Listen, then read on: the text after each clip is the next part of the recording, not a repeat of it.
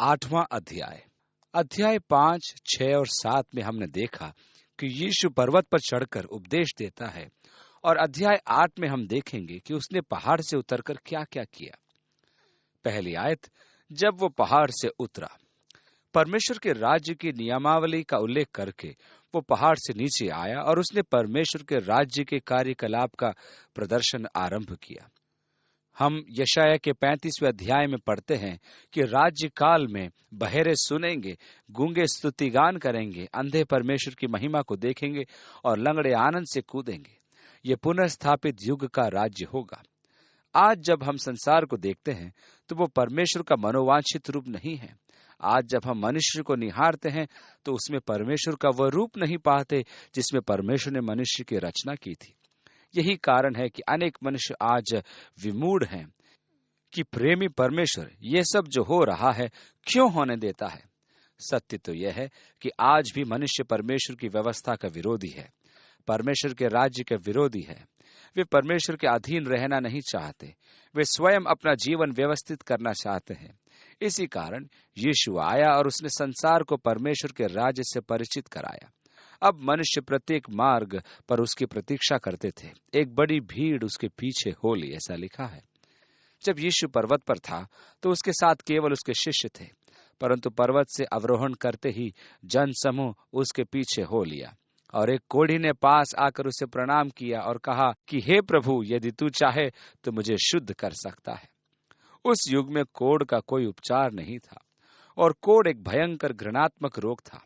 आज इसका उपचार है, परंतु आज भी इसका निवारण नहीं है। आज की आयुर्विज्ञान शब्दावली में इस रोग का नाम हैंसेन रोग है, क्योंकि डॉक्टर हैंसेन वह सर्वप्रथम व्यक्ति था जिसने इस रोग के जीवाणु को पहचान कर अलग किया था। समाज एक कोढ़ी को तुच्छ समझता है तथा उसको बहिष्कृत करता है। इज़राइल में कोढ़ी को पुकारते रहना होता था, अशुद्ध अशुद्ध, जिससे कि कोई अनजाने में उसका स्पर्श न कर ले। एक ऐसा ही व्यक्ति यीशु पर विश्वास रखकर आया और बोला कि यदि वह चाहे तो वह शुद्ध हो सकता है। संभव है कि वह यीशु राजा के सामर्थ्य को पहचान गया था। अतः यीशु ने हाथ बढ़ाकर उसे छुआ और कहा, मैं चाहता हूं, तू शुद्ध हो जा। यहाँ ध्यान देने योग्य बात तो यह है कि कोढ़ी को स्पर्श करने से मनुष्य अशुद्ध माना जाता था, ठीक उसी प्रकार जिस प्रकार की मृतक को स्पर्श करने से, और वह विधिवत शोधन के पश्चात ही स्वीकार्य होता था। अतः कोढ़ी का स्पर्श नियम विरोधी था। मेरे विचार में ध्यान देने योग्य विषय है कि कोढ़ी व्यक्ति ने यीशु से कहा, यदि तू चाहे, और यीशु ने उत्तर दिया, मैं चाहता हूं। कुछ लोग प्रार्थना करते हैं कि प्रभु, यदि तू चाहता है तो तेरी इच्छा पूरी हो। मुझे इस प्रार्थना में कोई आपत्ति नहीं। सत्य तो यह है कि मनुष्य सदैव परमेश्वर की इच्छा को स्वयं ही पूर्व में निर्धारित कर लेता है और निरोगीकरण में परमेश्वर की इच्छा का मूल्य नहीं जानता। पौलुस के जीवन में परमेश्वर ने नहीं चाहा कि उसका रोग दूर हो, इसलिए पौलुस उस रोग से आजीवन ग्रस्त रहा। उसने 3 बार प्रार्थना की और परमेश्वर का एक ही उत्तर था, मेरा अनुग्रह तेरे लिए काफी है। अतः मैं जब भी अपनी शारीरिक आवश्यकताओं को परमेश्वर के समक्ष लाता हूं तो मैं उससे प्रज्ञा का अंश देखता हूं और परमेश्वर के समक्ष स्वयं को संपूर्ण रूप से समर्पित करता हूं और कहता हूं, तेरी इच्छा पूरी हो। विश्वासी प्राय परमेश्वर की इच्छा से भयभीत रहते हैं, परंतु मैं परमेश्वर की इच्छा से अन्य किसी भी विषय से भयभीत नहीं रहता। मैं किसी भी मूल्य पर उससे बाहर नहीं जाना चाहता। जैसा कि पौलुस भी कहता है कि मसीह को जीवन या मृत्यु कैसे भी महिमान्वित करना है। हमारे चिंता का एक ही विषय होना चाहिए कि मसीह हमारे द्वारा महिमान्वित किया जाए। मेरा विश्वास है कि अधिकांश अवस्थाओं में प्रभु कहता है, मैं चाहता हूं, परंतु यदि वह नहीं चाहे तो हमें वह भी स्वीकार करना चाहिए, क्योंकि हमने स्वयं को उसे हाथों में दे दिया है। यदि वह कहे, ठीक है, यह परमेश्वर की महिमा के लिए है, जो तुम परमेश्वर के और स्वयं के संबंधों एवं साहचर्य में विकसित करना चाहते हो, जिससे कि उस पर संपूर्ण विश्वास रखो। कुछ ऐसे क्षेत्र भी हैं जो मैं तुम पर प्रकट करना चाहता हूं। कुछ महिमा भी प्रकट करने योग्य है और कुछ तुम्हारे जीवन में प्रवेश योग्य भी है, जिसके कारण तुम्हारा सम्मान किया जाए। शारीरिक दुर्बलता का अनुभव भी अति आवश्यक होता है, क्योंकि परमेश्वर हमें उस क्षेत्र में लाना चाहता है जो हमारी ग्रहण से बाहर हो। मुझे तो इसमें कोई समस्या दिखाई नहीं देती। मैं तो यही कहूंगा, प्रभु की स्तुति हो। अब यीशु उस कोढ़ी से कहता है, देख, किसी से न कहना, परंतु जाकर अपने आप को याजक को दिखला, और जो चढ़ावा मूसा ने ठहराया है उसे चढ़ा, ताकि उसके लिए गवाही हो। आश्चर्य का विषय है कि मूसा की व्यवस्था में, लेवी व्यवस्था की पुस्तक उसके 14वें अध्याय और दूसरी आयत में इस असाध्य रोग के निवारण की व्यवस्था थी। कहने का अर्थ यह है कि परमेश्वर ने मूसा के युग से ही यीशु द्वारा कोढ़ के निरोगीकरण का प्रावधान किया हुआ था। शोधन हेतु रोगी को 2 कपोत लाने होते थे, जिसमें से एक को मारकर उसका रक्त एक बड़े प्याले में डाला जाता था। तत्पश्चात दूसरे कपोत को उस रक्त में मग्न करके स्वतंत्र किया जाता था कि वह उड़ जाए। यह परमेश्वर द्वारा नवजीवन दास का अनुष्ठान था। इस प्रकार इस प्रक्रिया में रोगी को 7 दिन तक एक पृथक कक्ष में रखा जाता था, और जब याजक 7 दिनों तक उसकी जांच करके संतुष्ट हो जाता था तो उसे शोधन की प्रक्रिया पूर्ण करना होता था। 5वीं आयत में लिखा है, और तब यीशु ने कफरनहूम में प्रवेश किया। कफरनहूम को उत्तर काल में यीशु का नगर भी कहा गया था। यीशु का अधिकांश समय गलील सागर के आसपास ही व्यतीत हुआ। मेरी समझ में तो उसके प्राकृतिक सौंदर्य के कारण वहां का जल, आकाश एवं पर्यावरण बहुत सुंदर था। और आगे लिखा है, और वहां एक सूबेदार ने आकर उससे याचना की। यहाँ ध्यान देने योग्य विषय है कि सबसे पहले यीशु ने एक समाज से बहिष्कृत व्यक्ति पर दया की, और अब उसके समक्ष एक अन्य जाति उपस्थित है। उसने यीशु से याचना की कि हे प्रभु, मेरा सेवक झोले का मारा बहुत दुखी पड़ा है। उसने उससे कहा कि मैं आकर उसे चंगा करूं। सूबेदार ने उत्तर दिया कि हे प्रभु, मैं इस योग्य नहीं कि तू मेरी छत के तले आए, पर केवल मुख से कह दे तो मेरा सेवक चंगा हो जाएगा। संभव है कि वह अपनी पत्नी से भयभीत हो गया होगा कि वह उसके प्राण ले लेगी कि वह यीशु को बिना सूचना दिए ले आया और उसका घर अस्त व्यस्त पड़ा हो। यहाँ मुख्य विषय है अधिकार का। उसने कहा, मैं भी पराधीन मनुष्य हूँ और सिपाही मेरे हाथ में है, और जब एक से कहता हूँ जा तो वो जाता है, और दूसरे से कि आ तो वो आता है, और अपने दास से कहता हूँ कि यह कर तो वो करता है। यहाँ सिद्धांत की बात यह है कि अपने ऊपर भी अधिकार को स्वीकार करना, अन्यथा तानाशाही का वातावरण उत्पन्न हो जाता है। कोई भी व्यक्ति अधिकार का सम्मान किए बिना अधिकार नहीं दर्शा सकता। हम सब परमेश्वर के अधीन हैं। 10वीं आयत में लिखा है, यह सुनकर यीशु ने अचंभा किया और जो उसके पीछे आ रहे थे उनसे कहा, मैं तुमसे सच कहता हूं कि मैंने इस्राएल में भी ऐसा विश्वास नहीं पाया। यह पद एक अन्य जाति व्यक्ति का मसीह पर असीम विश्वास को प्रकट करता है। और तब यीशु ने कहा, बहुत से पूर्व और पश्चिम से आकर इब्राहिम और इसहाक और याकूब के साथ स्वर्ग के राज्य में बैठेंगे। पूर्व और पश्चिम अन्य जाति राष्ट्रों का संकेत देते हैं। मैं जब भी स्वर्ग के विषय में सोचता था तो केवल नए नियम के दिग्गजों का ध्यान करता था, परंतु यहाँ तो पुराने नियम के नायकों के साथ अन्य जातियों का भी उल्लेख है। और संतानों के विषय में क्या लिखा है?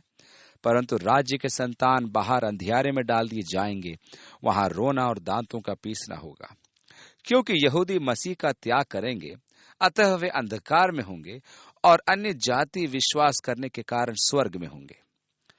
13वीं आयत, और यीशु ने सूबेदार से कहा, जा, जैसा तेरा विश्वास है वैसा ही तेरे साथ हो, और उसका सेवक उसी घड़ी चंगा हो गया।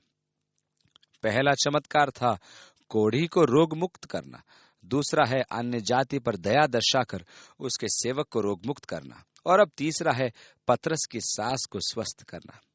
उस युग में स्त्री को समाज में सम्मान प्राप्त नहीं था।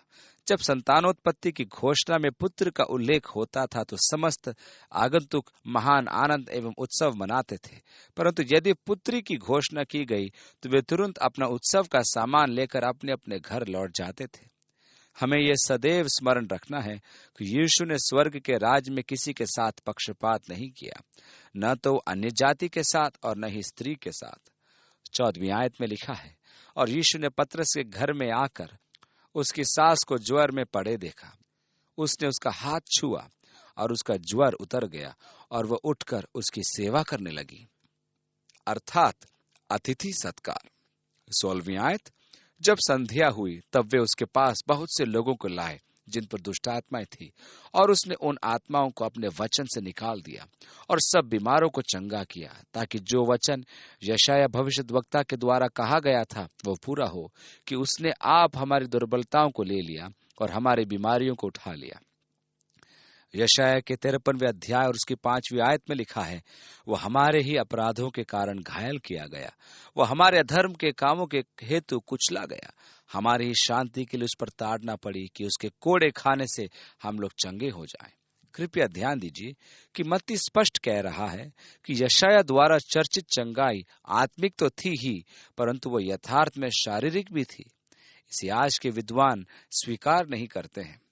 हम प्रभु भोज में यीशु के कथन को पढ़ते हैं कि यह मेरी देह है जो तुम्हारे लिए तोड़ी जाती है, परंतु यीशु की देह तोड़ी नहीं गई थी। उसकी मृत्यु में भी भजन संहिता की भविष्यवाणी पूरी हुई कि उसकी एक भी हड्डी तोड़ी नहीं गई।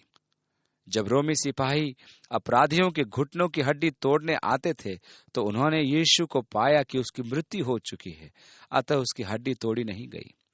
यीशु तोड़े जाने का संदर्भ 39 कोड़ों में दे रहा है, क्योंकि यशाया की यह भविष्यवाणी थी कि उसके कोड़े खाने से हम लोग चंगे हो गए। देह के तोड़े जाने का यही अर्थ है कि आज की भाषा में पुलिस का 3rd डिग्री व्यवहार। पतरस ने भी अपने प्रथम पत्री के 2 अध्याय के 24वीं आयत में इसी यशाया के वचन का उद्धरण किया था। पौलुस ने कुरिन्थ की कलीसिया को लिखा कि मसीह की देह के तोड़े जाने के अर्थ को अनुचित रूप से स्वीकार करने के कारण उनके मध्य रोग उपस्थित रहता था। विश्वासी प्राय रोटी तोड़ते हैं, परंतु मसीह की देह के तोड़े जाने का अर्थ नहीं समझते। अतः मसीह के तोड़े जाने से शारीरिक दुर्बलता दूर होती है। 18वीं आयत, यीशु ने अपने चारों ओर एक बड़ी भीड़ देखकर उस पार जाने की आज्ञा दी, और एक शास्त्री ने उसके पास आकर कहा, हे गुरु, जहां कहीं तू जाए मैं तेरे पीछे पीछे हो लूंगा। यीशु ने उससे कहा, लोमड़ियों के भट्ट और आकाश के पक्षियों के बसेरे होते हैं, परंतु परमेश्वर के पुत्र के लिए सर रखने की भी जगह नहीं है। यीशु उसे और आज भी भावनाओं में बहने वाले अनुयायियों से कहता है कि वो उसका अनुसरण अवश्य करें, परंतु इस निर्णय के परिणाम को अवश्य जांच लें, अर्थात शिष्यता के मूल्य का आंकलन कर लें। अब एक शिष्य कहता है, हे प्रभु, मुझे पहले जाने दे। यहाँ पुण्य देखने को मिलता है कि हम प्रभु को जीवन समर्पित कर देते हैं, परंतु संसार और संसार की चिंताओं को तुरंत ही प्रभु से अधिक आवश्यक बना देते हैं। यह परमेश्वर के राज्य की उचित समझ नहीं है। प्राथमिकता केवल प्रभु की है, शेष सब चिंताएं बाद में। 21वीं आयत, कि अपने पिता को गाड़ दूं। आप आश्चर्य करेंगे कि यीशु कैसा कठोर हृदय का व्यक्ति है कि उससे आगे कहता है, तू मेरे पीछे हो ले और मुर्दों को अपने मुर्दे गाड़ने दे। यहाँ कृपया विशेष ध्यान दीजिए कि वह अनुयायी किस प्रकार विलंब का प्रसंग खोजता है। उसका पिता स्वस्थ है, परंतु वह जब तक शिष्यता में विलंब करेगा, जब तक कि उसका पिता मर न जाए और वह उसका अंतिम संस्कार न कर दे। उसके अपने स्वार्थपूर्ण उद्देश्य मन में रहे होंगे, परंतु सबसे महत्वपूर्ण लक्ष्य है मसीह का अनुसरण करना। और अब वह नाव पर चढ़ गया और उसके चेले उसके पीछे हो लिए। और देखो, झील में एक ऐसा बड़ा तूफान उठा कि नाव लहरों से ढपने लगी और वह सो रहा था। गलील सागर का विचलित हो जाना कोई असामान्य घटना नहीं है, क्योंकि दबाव कम होने पर एक ओर से आने वाली चिनरेत घाटी से प्रचंड वायु का प्रवेश होता है, और मैंने स्वयं देखा है कि वह शांत सागर 9 से 10 फुट ऊंची लहरों का सागर बन जाता है। ऐसा प्रतीत होता है कि यीशु का स्वभाव था कि वह नाव में सो जाता था। शैतान ने इस अवसर का लाभ उठाना चाहा। शिष्य भयभीत हो यीशु के पास आए और उसकी निद्रा भंग करके कहा, हे प्रभु, हमें बचा, हम नाश हुए जाते हैं। उसने उनसे कहा, हे अल्पविश्वासियों, क्यों डरते हो?